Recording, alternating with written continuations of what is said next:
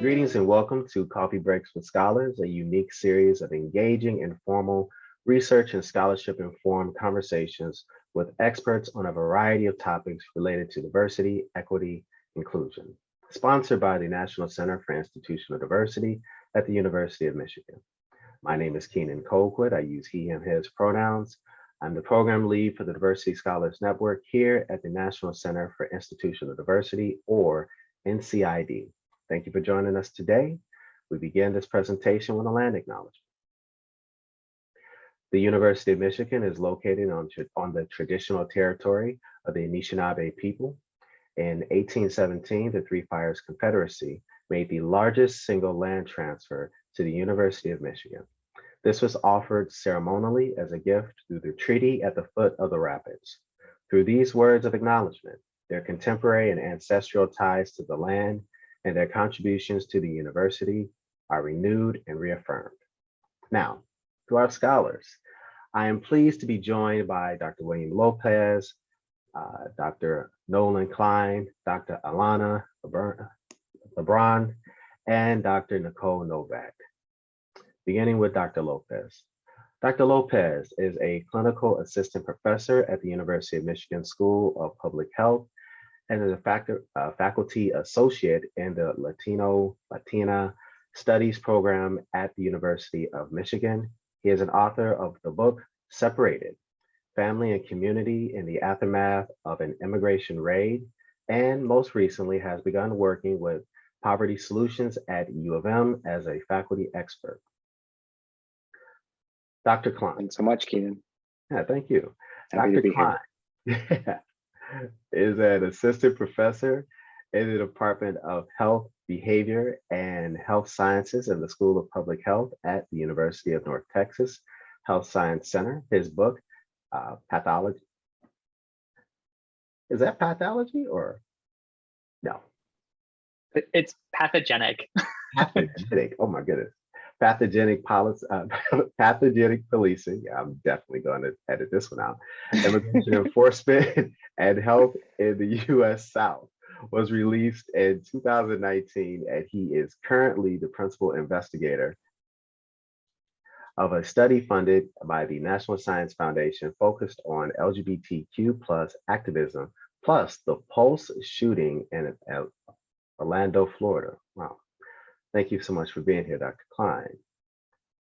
Dr. LeBron is an assistant professor, health, society, and behavior in the program of public health and Chicano Latino studies in the School of Social Science at the University of California, Irvine.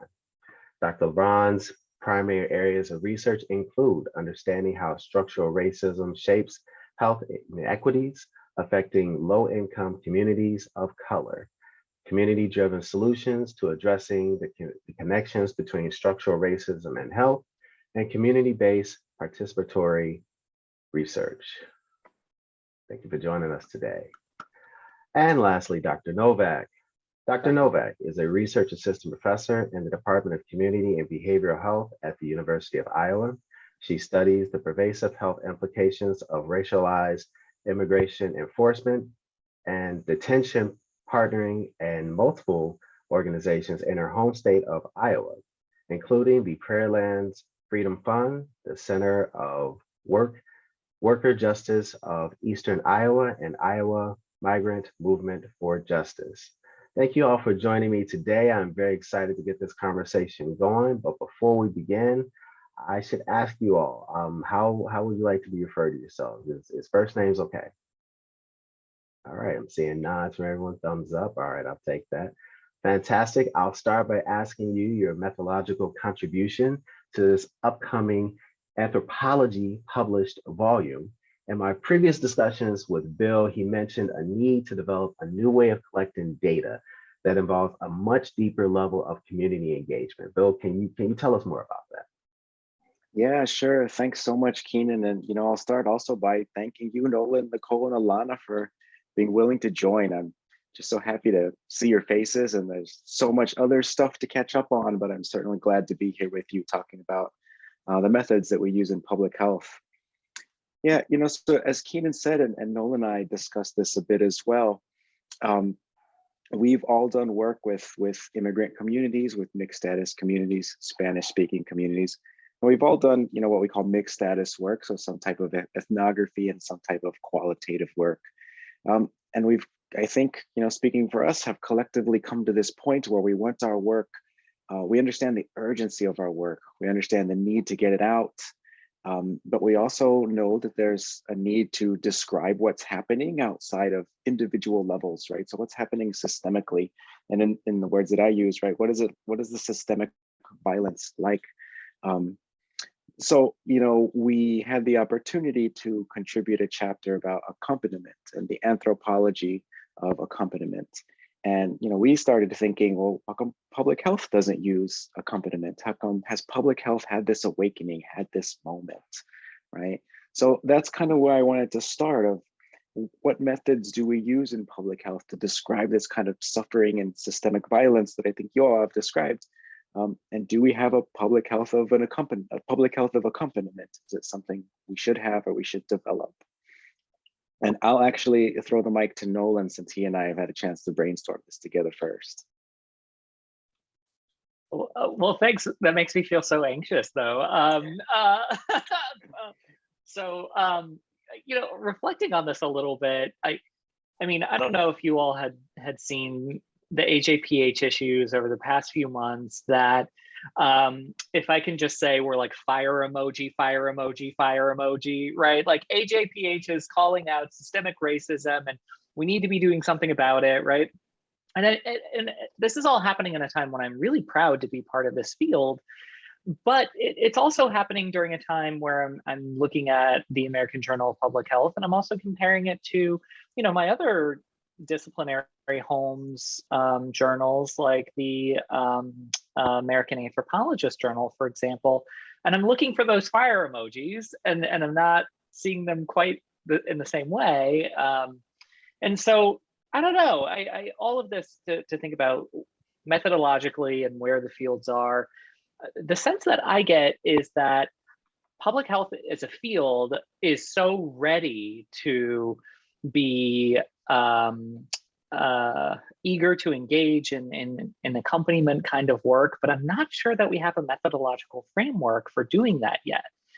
And I say that as someone who also just wants to reveal my own disciplinary lens that I use most of the time is an anthropological one, and is specifically coming from a methodological place of activist anthropology, where the assumption is that we are really obliterating any notion of objectivity and really working hand in hand with community-based organizations and community partners to advance a shared political goal, a political goal that we equally share with our collaborators. So I don't know necessarily if I see that same level of commitment across the board in public health. Not to say it's not there, right? Like I don't know if we have methodological language for it yet, but I don't know. What does someone else think? Who wants to go next? I'll share that I really appreciate, Nolan, your mention to the good work that the American Journal of Public Health is elevating right now. I think it's really exciting. And, in my own journey to accompaniment work, I've found that in the early stages of my career took place in really subversive ways because it was missing from the overarching, design of the research project. And, as just one example, my first engagement with public health research was a badass study about how a host of racialized, can I say that on this? Okay. About how a host of racialized stressors shape inequities in early childhood health outcomes. And, in my role in that project was to recruit new women into the study who were pregnant, and to also follow up with women over time, as their children aged.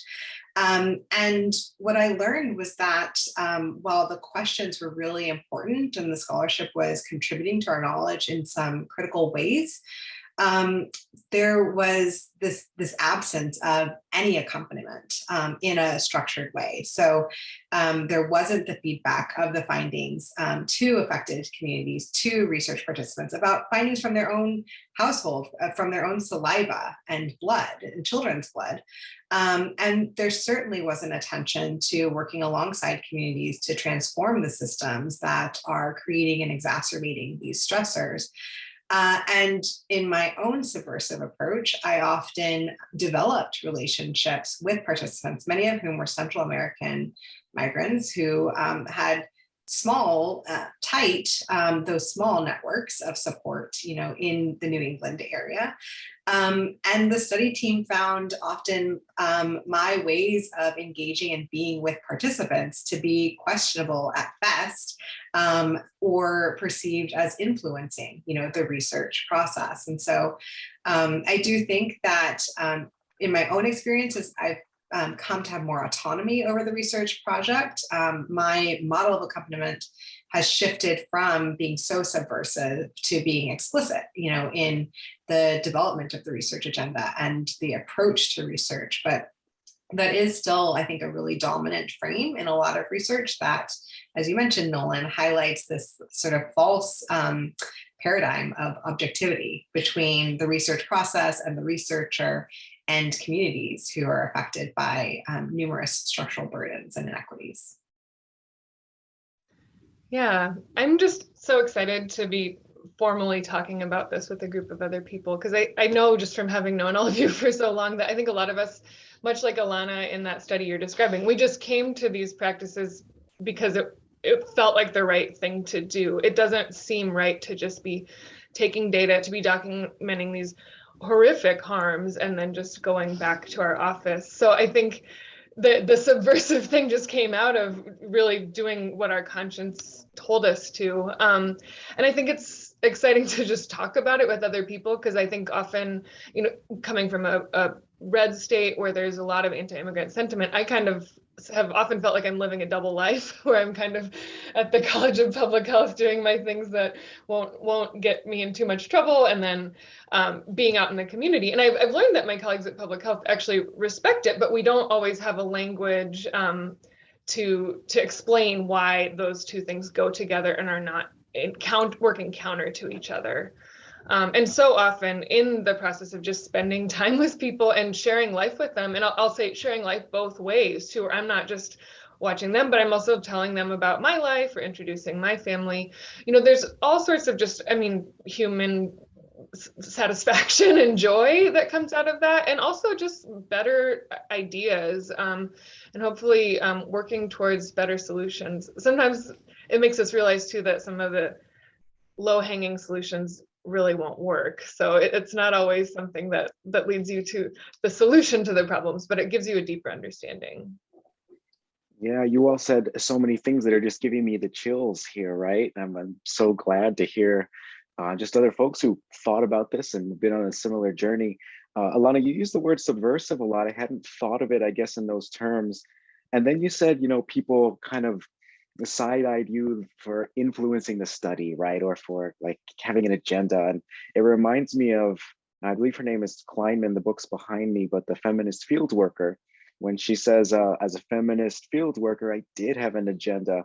I wanted to describe inequality and eradicate it, And I always bring that to my work, is like, no, I know what I'm studying. I'm studying like systemic violence, and my agenda is to eradicate it so that people I know and people I love are not dying or being deported or incarcerated, right?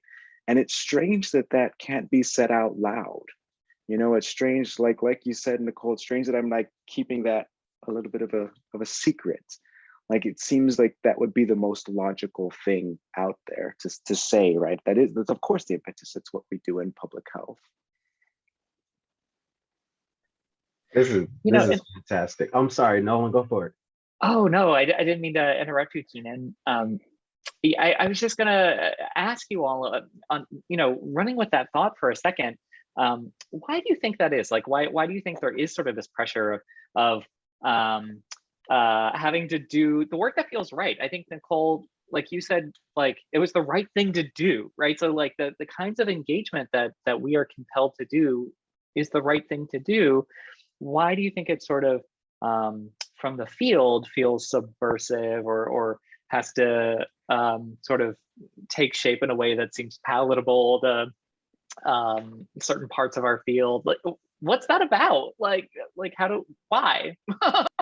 And maybe we should give some examples of the kind of accompaniment we're talking about. I can give one example that I would say is sort of like a first level blending, which comes out of actually a project that Alana and Bill took the lead on, and then I added a component in Iowa, but we were studying a local ID program. And then through working with people who were developing the ID program, I don't mean to speak for you and Bill, Alana and Bill, but it became clear that there was going to need to be people helping people apply for the ID. And so we ended up playing two roles, which was we were a group of bilingual people in English and Spanish, so we could support people in applying for the ID and then also talk to them about why they needed ID and what it would mean to them. And so that was a way to both serve the intervention in question and also document things in a more formal research type way. That's an intro level thing. I mean, I think we've also done things where we're driving people to their court appointments or picking people up from immigration detention. People stay actually in this room sometimes after they get out of immigration detention. You know, and there are other things that just emerge out of these partnerships that seem like what we need to do. I'm gonna jump in very briefly because this is fantastic. I really like the discussion. I'm gonna push forward to the next couple of questions, but I really like this idea of just going back and forth. So you can just popcorn. I'm bringing in my student affairs there, where you can, you know, show who you're heading to on your question. I think that'd be great. But this is fantastic, and I really like the idea of getting into these epistemological and axiology studies. I mean, this is good stuff. So, okay, but help me understand this new methodology a little bit more. I think we have very much talked about the need or why things were lacking, but how does this new methodology affect the way we understand public health and that intersection between, I want to say immigration, but I think it's a little bit more than that. So I'll leave that open, but I really would love to just hear more about the methodology. Sure, and I think it's fair for us and for the ones who invited us to contribute to this volume if I go ahead and do the academic thing and read the definition. From our collaborative volume, accompaniment is described as a feminist, care-based, decolonial mode of ethnographic engagement that eschews pre-established dichotomies such as that of researcher participant, scholar activist, and academic community member. Accompaniment troubles these boundaries to explicitly address issues of power and inequity and foreground the broader social purpose of our work. So, you know, a lot of what I take away from that definition, and right at the beginning, this is feminist and care-based, right? So I take away that it's care-based, and like it's rooted in caring about people's lives and well-being. My ultimate goal, as I said, is that, you know, people like me or people from other marginalized communities live longer, healthier lives, right? Joyful lives. And I want a methodology that is deeply attached to that. And I think for a methodology to do that, it must engage with people. I think Nicole mentioned it, right? On a deeper, joyful level, right? As human beings, not just as the answer to the 5 questions in my very, you know, these can be great interviews that we do. My 5 interview questions, you tell a lot about people, but to really understand what it means for communities to live broader, longer, fuller, healthier lives, I think you need to accompany them in many aspects of their lives. So that's the part, you know, I'm cheating because it's like the first part of the definition, but care-based is what really stood out to me. Even though we're a field of public health, our goal is health.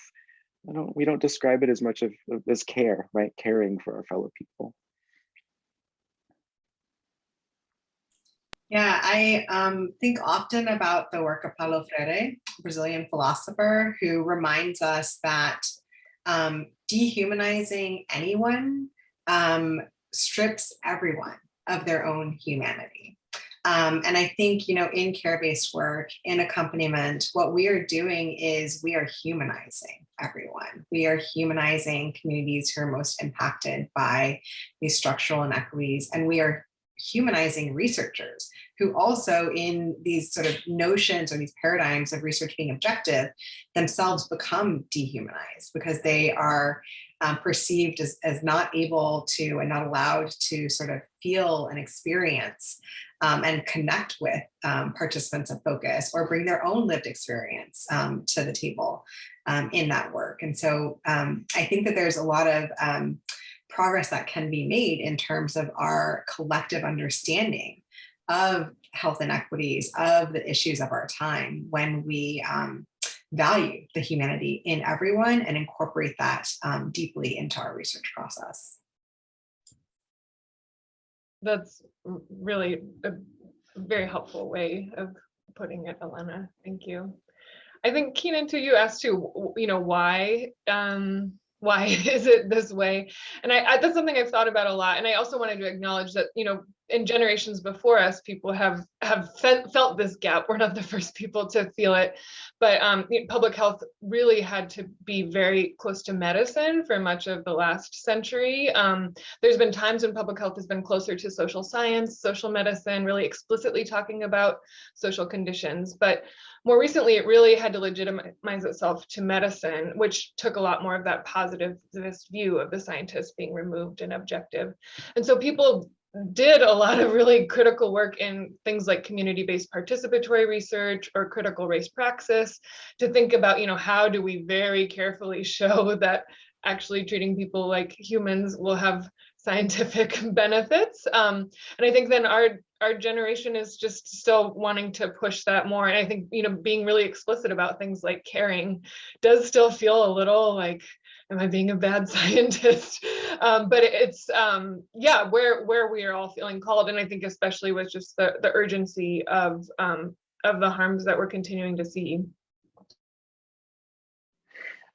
That is so perfectly said, Nicole. The way I think the field has had to, again, legitimize itself. You're so right. I think that has sort of created these frames that, as you so perfectly put it, Alana, has made us sort of feel like we can't tap into our own humanity in some ways, right? And I actually, as I think about this more, I wonder if we will see any of this become more challenged by, honestly, the way our field is being politicized right now in this exact moment. I was watching some of the videos of Dr. Anthony Fauci's testimony before Congress yesterday, right? And it occurred to me just how politicized public health overall is. And I wonder if actually, rather than being fearful of that, if we can sort of use that as a way to say, you know what, actually, we are politically engaged because we do deeply believe in stopping the suffering of human beings, and we're going to do it with rigorous science. So what, right? And maybe that gives us some opportunity. I don't know. Yeah, and I think you're absolutely right, Nicole. Coming from like medicine, we've legitimized ourselves with that distance. This also makes me think. Lots of what we're talking about in the examples we use do involve qualitative and ethnographic work. And I don't have an answer to this question yet, but can you be engaged, and can you use accompaniment methods if you're just doing quantitative work and not just doing quantitative work? I should say, if you're doing quant and not qual work, right? Is it a certain way of doing qual work, or is it a certain way of doing all work? What do you think, Alana? I really like this question. And, my first thought is that not all qualitative work involves accompaniment models, right? So just as like public health gets tugged towards this like Western medical model of disease that like divorces different parts of the body and divorces providers and scholars from patients and from communities, so too qualitative methods can be used in this like perfunctory way that is an attempt at sort of like checking off the box of hearing from the voices of the communities a focus for a given project. So I think accompaniment needs to be built into each research process. And I actually think that several of us, in this space have engaged in quantitative analyses and research projects that have, and we figured out along the way how to incorporate accompaniment. It may not be always explicitly embedded into like the data collection process, but certainly it's happening alongside quantitative models of work. And it can be those like deep connections and conversations that also help us to query like more deeply, into some quantitative estimates, or to better understand emerging findings, or understand the failings of quantitative data that we've collected or inherited that we're analyzing. So I think in any model that we're taking to research, that we have to be really intentional about building accompaniment into it and understanding how is it showing up. Is it in these subversive ways? Can it explicitly be factored into the research process? And what are the implications? I'm also excited by that question. As someone who's, my doctoral training was entirely quantitative in epidemiology, and I think I'm still finding my way through these tensions, but I ended up by the end of the degree feeling like I can't just keep hypothesizing alone in an office. I need to just listen. In this case, I'm studying context that I know very well, the state that I grew up in, but there's a lot that's very far from my life experience. And I just knew it was time for me to listen. I wasn't, explicitly writing it into a research plan, but I just thought if I'm going to keep doing helpful work on this, I need to make sure that I'm hearing from people who are experiencing it firsthand. I love the idea of actually being able to kind of not live a double life and just talk about that as part of like what would help me ask good quantitative questions, make good hypotheses about why things happen. I do know it helps me when I'm looking at potential hypotheses or work, think, I have a friend and that's not what they would say at all. And so I think in that sense, it's definitely helped me, but I'm conversations like this give me more confidence to think about how to say, this is part of what we do, and not just sort of a side thing. Yeah, yes.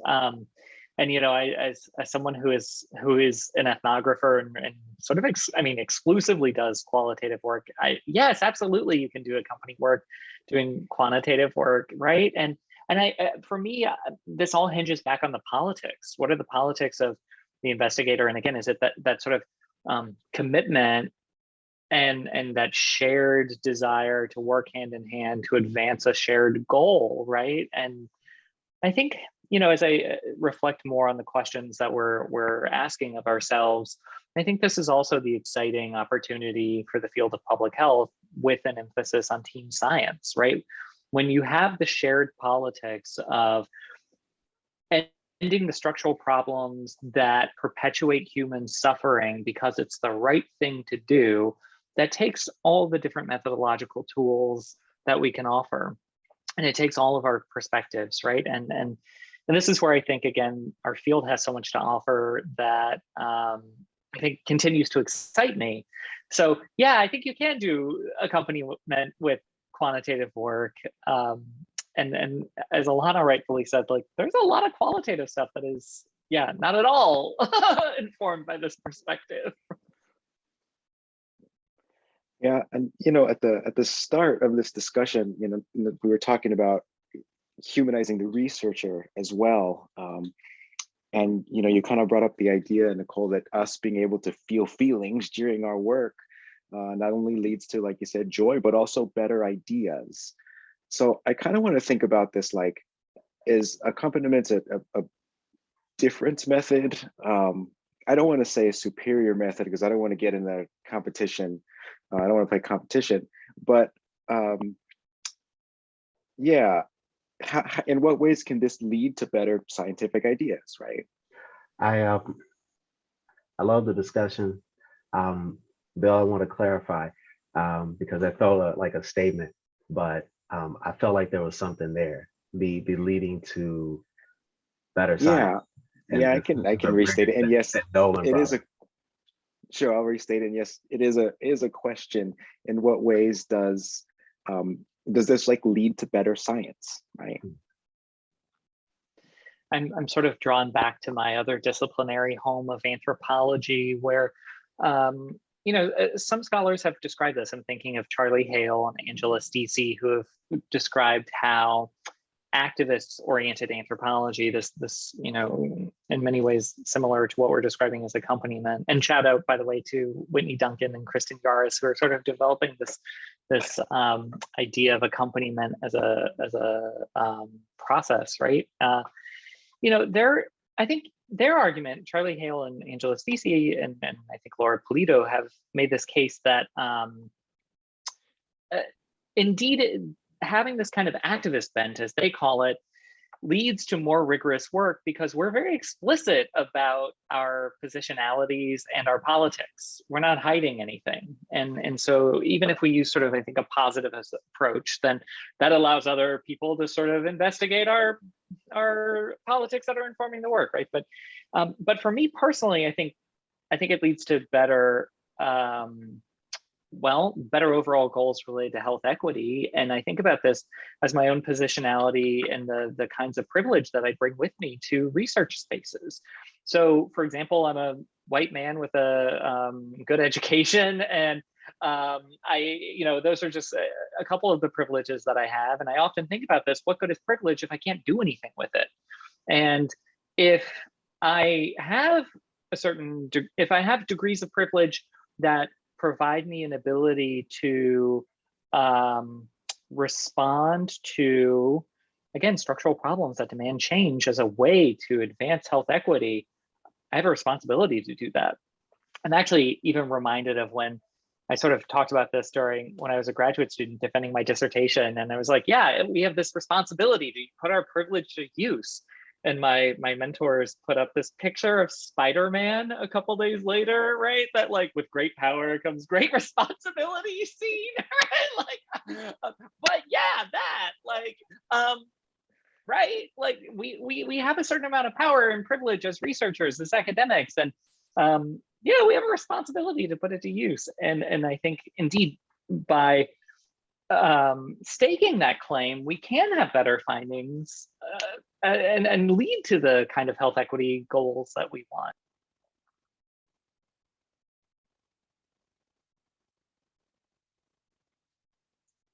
Yeah, Nicole and Alana, you want to add anything? If not, I want to go on to a question about how this type of method may impact our careers. That's a very scary question, and no, you can edit that out, Keenan. But no, I actually was just thinking, from the listener's perspective, if more examples of what we're talking about when we say accompaniment might be helpful, because I don't think a lot of people are familiar with that idea. I don't mean to put you all on the spot, but I think it might help people understand. Yeah, I think that's great. Do you want to start us off, Nicole? Oh, well, I tried to do it with the ID study, and then right, you did. Iced attention piece. I can do more if you want. Sure, or Nolan and Alana, if you have examples too. Yeah, I'm happy to share. So, in my own work, accompaniment, I think, is contextually specific, both in terms of the autonomy that I have in a given project, and also what's invited and makes sense, by those who are most impacted by structural inequities. So certainly in terms of data collection processes, when there's a lot of engagement with affected communities, this involves, sometimes listening really deeply and just holding space for stories and experiences and building relationships, right? So not just sort of having this unidirectional relationship where folks are sharing their own experiences, but also, being vulnerable myself and sharing about my own life. And moments of difficulties in some cases, as well as celebrating. You mentioned joy, and I think that gets lost so much when we talk about health inequities, but celebrating achievements and milestones individually or collectively, in terms of group wins or personal or family wins. For me, when I've, as I've transitioned to creating my own research agenda and building relationships with community-based organizations, often who are very rooted in the priorities of residents most affected by structural racism and other isms, that also involve sort of moving at the pace of the relationships and of community priorities, and often involves thinking about how to better align research agendas with community priorities. So making research agendas not driven necessarily by a particular funding opportunity or a particular sort of milestone that we need to achieve in our own research careers, but truly like making sure that the questions and the process address community-driven priorities and questions and fit within sort of their vision of structural change. And so, for me, one model of accompaniment has involved partnering locally with resident leaders in the city of Santa Ana who, after quite a bit of time of like listening and just simply building relationships, approached me about concerns linked with a recent report that had identified elevated levels of lead in the soil in this predominantly Latino, predominantly immigrant community.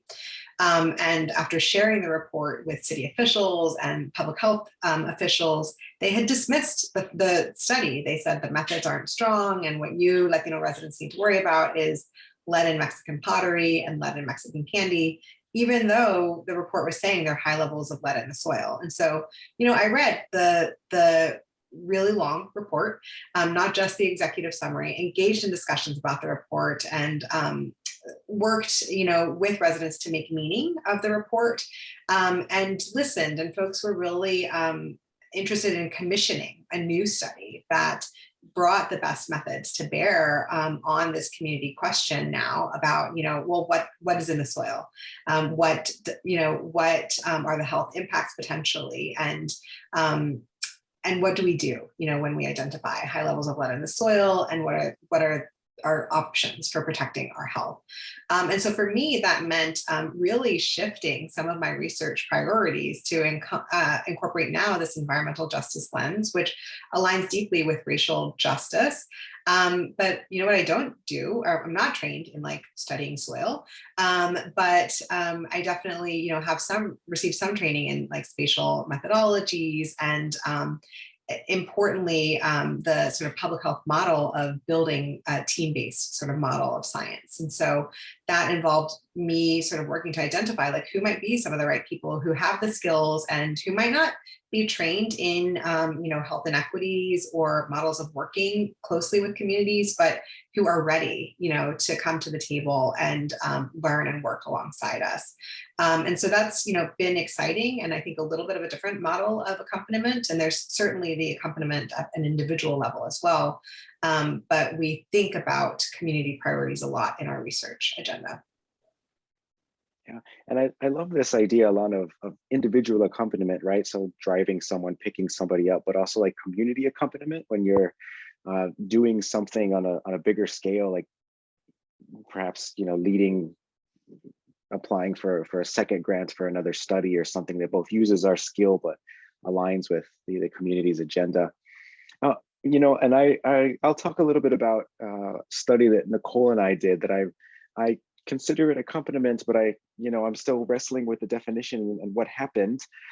So as we know, when former President Trump returned to large-scale immigration worksite raids, right? So he's arresting 100 people in meatpacking plants and factories. And as we saw these happening, some were in our home states of Texas and Iowa. And I remember my dominant emotion just being mad, right? Like mad and frustrated, and in some senses I was grieving. And so this kept happening, and Nicole and I would slowly reach out to people that we happened to know in all of those locations, right?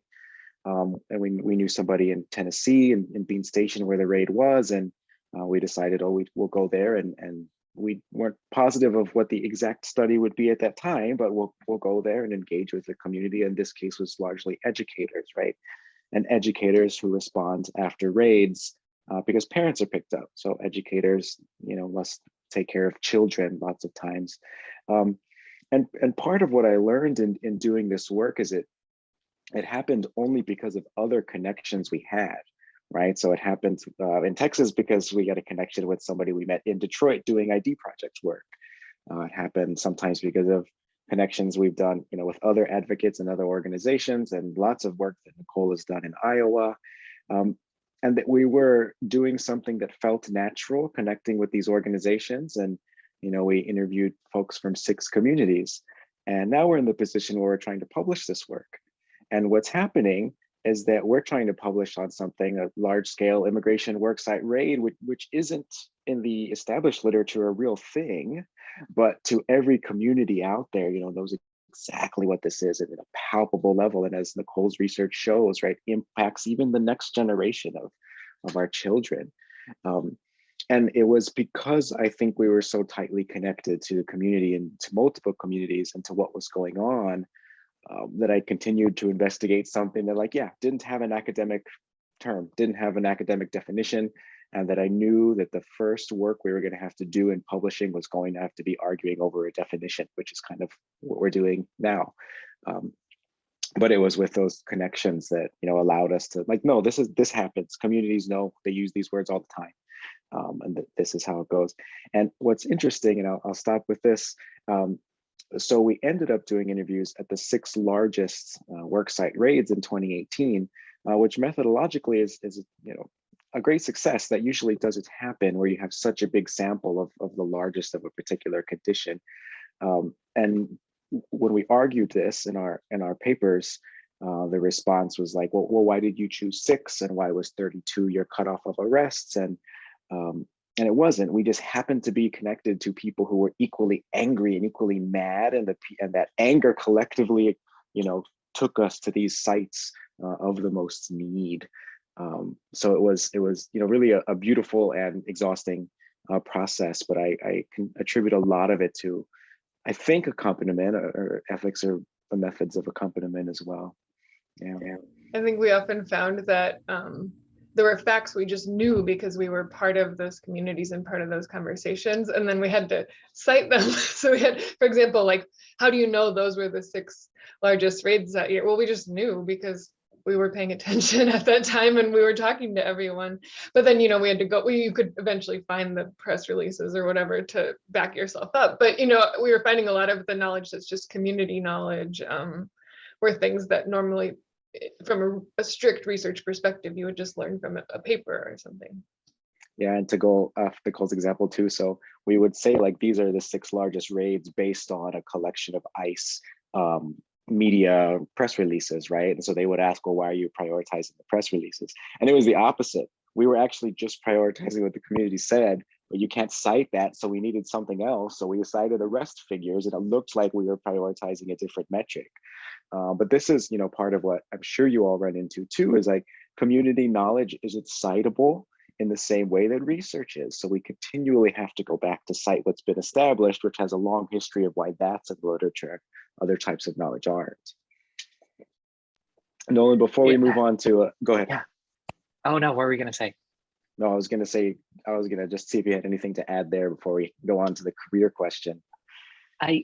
Yes, because so much, you all have just covered it. I probably should just shut up, but because I've really appreciated these themes of community and relationship that are part of what this perspective is all about, right? Being in community and building relationships, meaningful, authentic connections with people who are in our community.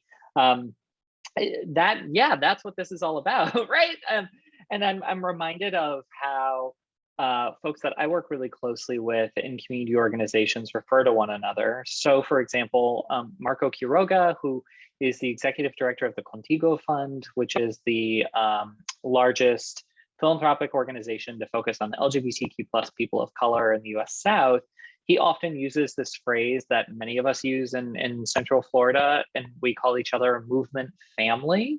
And that is what this is. This is sort of a chosen family of people dedicated to a particular movement. And, lots of us use that phrase, but I think it helps summarize, what is this perspective all about? Well, it's part of being a member of this movement family. And I'm also thinking about how at the Hope Community Center of Central Florida, there's sort of a series of videos that they show whenever they host students who are visiting them. And I would take my classes to go visit Hope Community Center. And one of the videos that they show describes how there's this great necessity of sort of like being a member of a community, because you'll never stop fighting for people who are your own. Because when you're invested in your own community and people who are part of your network, right? Like your people, right? You never stop fighting for them. And I think that also helps encapsulate what this kind of work is all about. And, for me personally, it has also, that perspective has informed the kind of accompaniment work that I try to do. But I think we have more to talk about. So I just wanted to share that. We'll always have plenty to talk about. So I'll start the career question with a quick example or story. So one time I was in my office, and a student came to visit after setting up a meeting to talk about methods, right? To talk about my methods. And so he comes in, he's like, oh, okay, I really appreciated the methods you used in my book.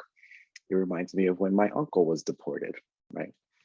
And this really gave me pause, because I thought about all these other people with other methods who, when people come in to talk about their methods, they just talk about methods. It's not an emotionally draining conversation, right? And this kind of just got me thinking about the efficiency or inefficiency of the work we do, right? And if we think about what is the quickest way to write and to gather data, what you all are describing is certainly not the quickest way to write and to gather data. So how do you reckon with that? Do we just kind of feel like, oh, I guess I'm always going to take longer to do the work that I do, and that's the way it is? Do we, how do you feel about it? How has it impacted your career and your ability to publish and write?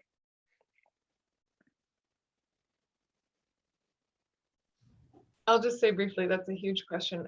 I feel like, now that I've been out of the doctorate for a few years, something I'm really learning is that sometimes, I am just accepting maybe moving at a different pace than, for example, my colleagues who only do secondary data analysis with quantitative data. And that's okay, because there's a different role for every person to play. I think something I didn't understand as well as a student, and I'm sure people told it to me, but I didn't really understand, was that these community partnerships aren't just a question of the researcher caring enough or wanting to. There's a lot of things about university policies and practices that can make it harder to maintain these sorts of equitable, trusting relationships. And I've been really grateful for folks in my department starting to have some conversations about that, like our contracting processes or the ways that we can make payments to people. Things like that are set up for big organizations, places that have their own accountant, things like that. And I think a lot of that friction that slows us down, it is just the nature of human relationships, but there's also things we can do to encourage our institutions. Just, you say you value these community partnerships, and there's actual just pieces of this that the system isn't set up for the folks who we really need to learn from and work with and honor.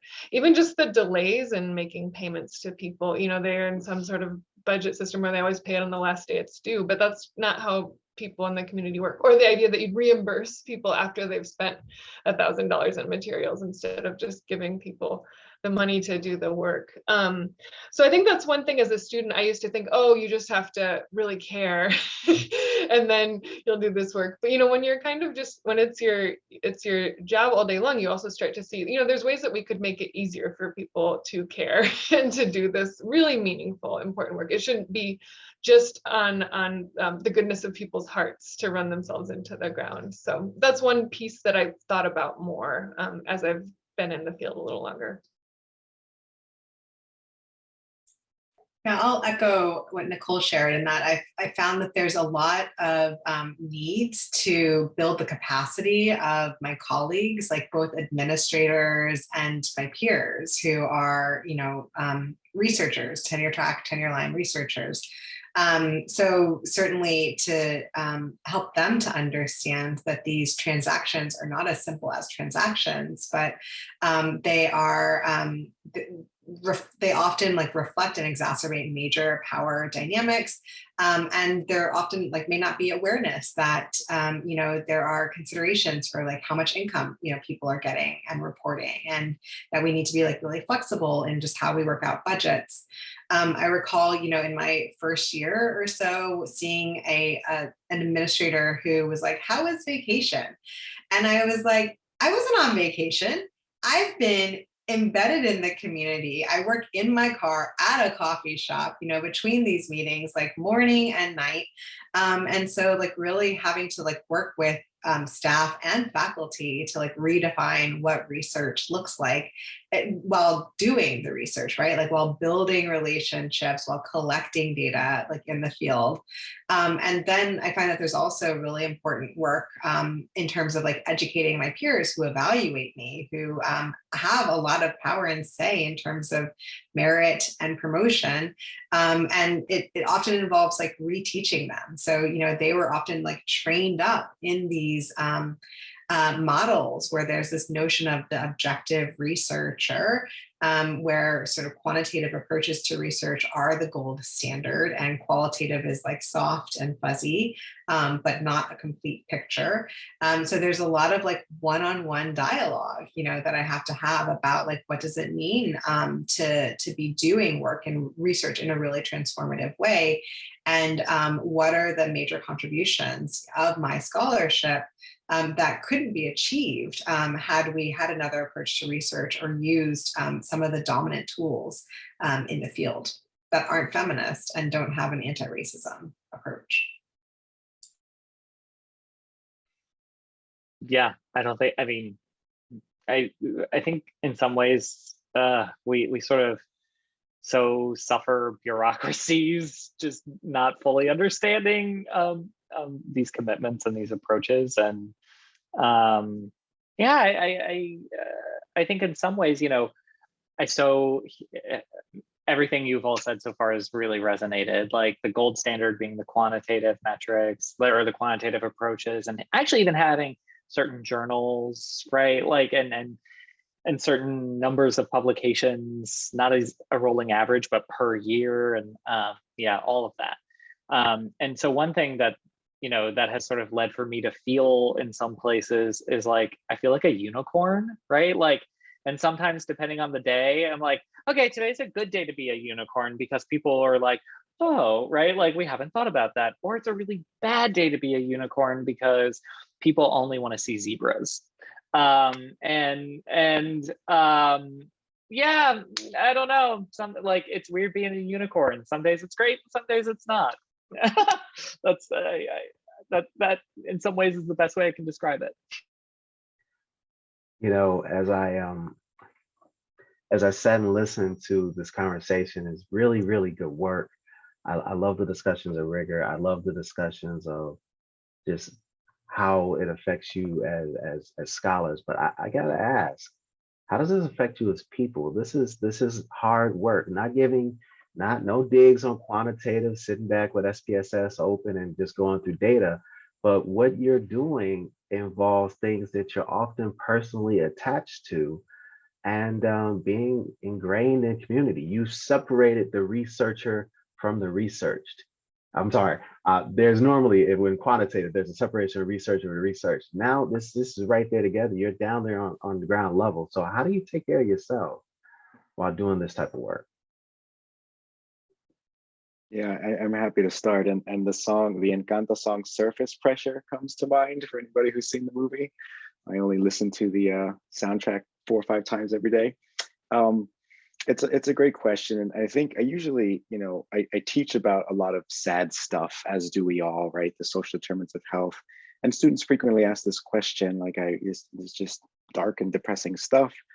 And I often remind them that like, you're perfectly capable of doing great, advanced and innovative public health work, even when you're overwhelmed and sad and depressed and not optimistic, right?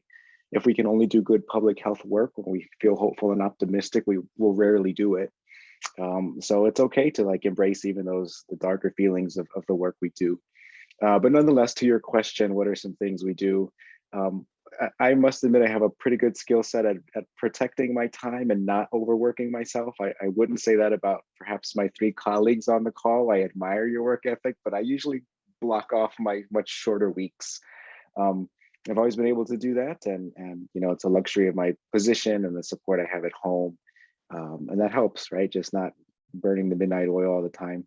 And then I like reading and writing about things at least unrelated to the rest of the work I do, escaping to other places, other books, and other TV shows. As tried as that sounds, it's also very helpful. What about you, Nolan? Well, I was trying to think about this, and I was like, all right, well, what do I do? Well, as silly as it sounds, I have a lot of little things. Like, I like to cook, so there's that. I also am kind of an amateur bartender at home, so I like to make fun cocktails. I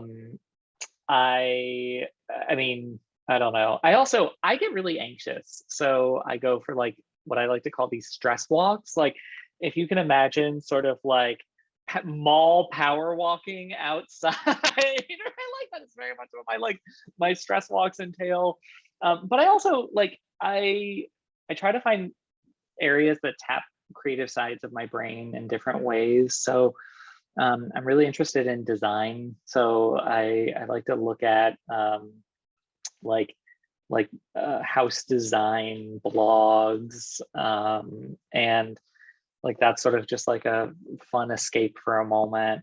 And then I'll confess, there's some trash television that I just love, because I really need that terrible Bravo television show for that hour to just be entertaining and only entertaining. So I'll confess that I watch a lot of Bravo TV when I need it.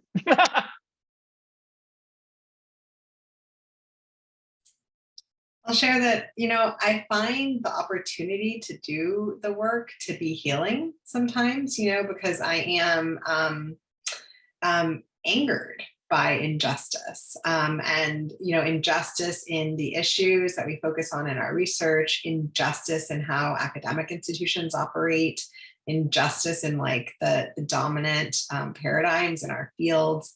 And so I find it really helpful to sometimes channel some of that energy, into that work in good ways. So, in writing and prioritizing that work over other things, that are on my plate. And outside of that, though, I also, take time to step away from the work, probably not as often as I should. But I love to walk outside a lot. That's a passion that I've really developed over the last 5 or 6 years, when I've just, needed that in my daily routine, but also in moments of deep frustration. And I also, think it's pretty radical to turn to our loved ones when the work gets hard. And so, I will close my laptop, my computer, or the work, for the day when things are tough, and spend time with my partner or my little one and give them my full attention, and try to just really bring joy to that moment and enjoy their full presence.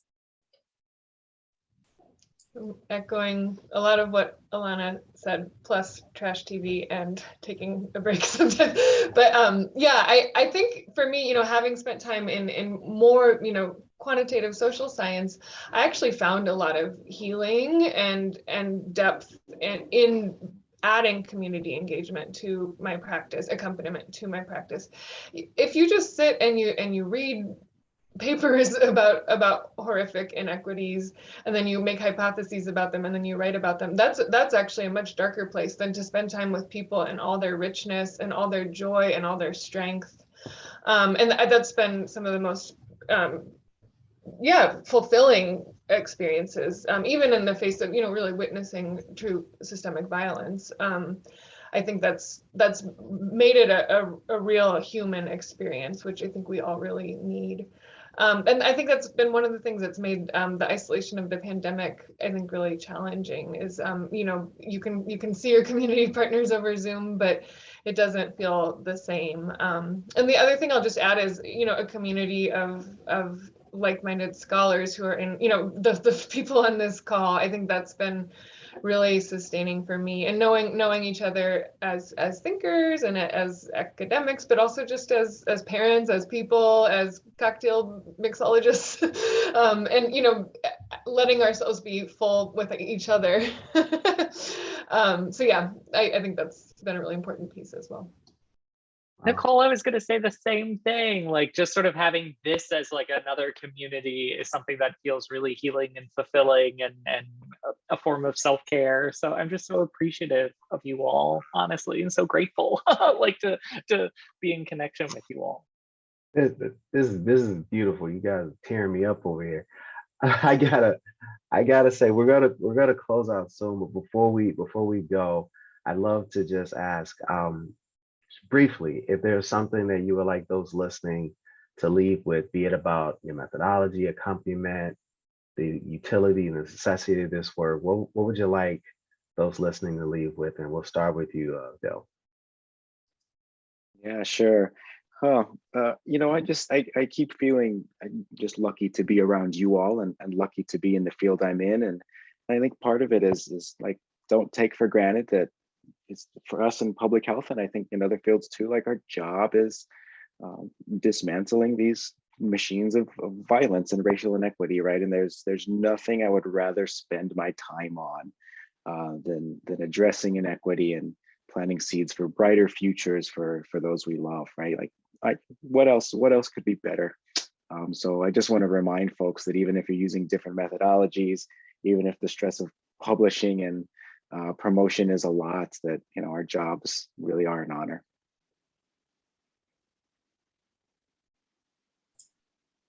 I'll add that, you know, we know that the very tools that are involved in the creation, maintenance, or exacerbation of inequities are not the same tools that we can use to be part of the solution and transformation. And so our approach to our work is certainly radical. It's very different, and it's hard sometimes to be at the margins of our field. And it can be slow for several of the reasons that we discussed, right? Because we are living and experiencing, we're like stepping into our full humanity by acknowledging and being part of that, that research. And there are a host of barriers, you know, to getting our work out and to moving our work forward.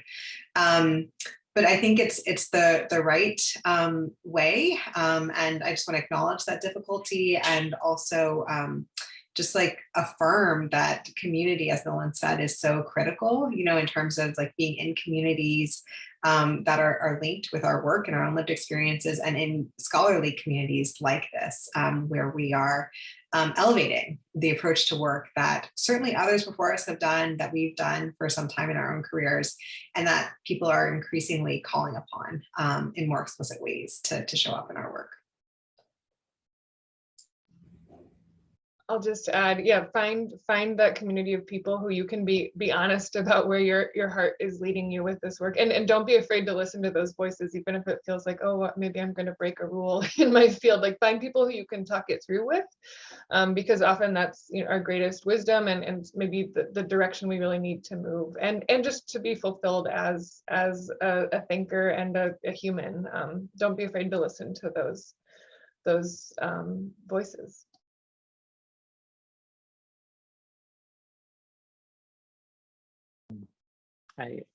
You know, I think I don't think I have anything to really add to this other than the way that, well, we all get advice in our career trajectories, and I think a lot of us also encounter moments of self-doubt, self-questioning, and imposter syndrome, and the way that the advice to steer away from what might compel us to do accompaniment work will feed those demons of imposter syndrome and self-doubt. So anyone who's sort of thinking about this, like, my hope is that in the moments where perhaps you have folks who don't see the value of this kind of work expressing that to you, then don't let that feed the self-doubt and the imposter syndrome, because I fear that there's potential for that. You know, RuPaul calls it the inner saboteur on RuPaul's Drag Race. Do not let someone who doesn't understand this work feed the inner saboteur. I like that. I really do. Wow, we're gonna have to leave the discussion there, but I want to thank you all for speaking with me today, being here today, sharing your stories. If anyone listening would like to continue the conversations with Dr. Lopez, Kline, LeBron, or Novak, feel free to tweet these scholars. Dr. Lopez, yours is at Lopez_WD, correct? That's correct. All right. And Dr. Kline, yours is at Nolan_Kline.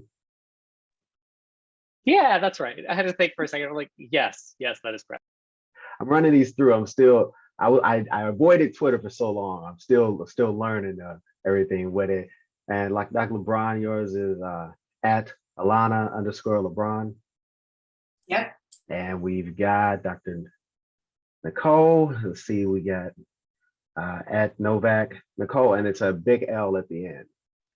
Big L. I don't know if you guys put the big L, but I'm gonna go ahead and say big L at the end. And we're not talking about LL Cool J.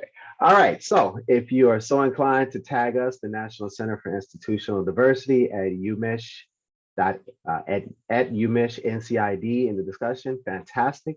But if not, again, I want to thank you very much to our panelists for your time, your incredible work, everything you're doing.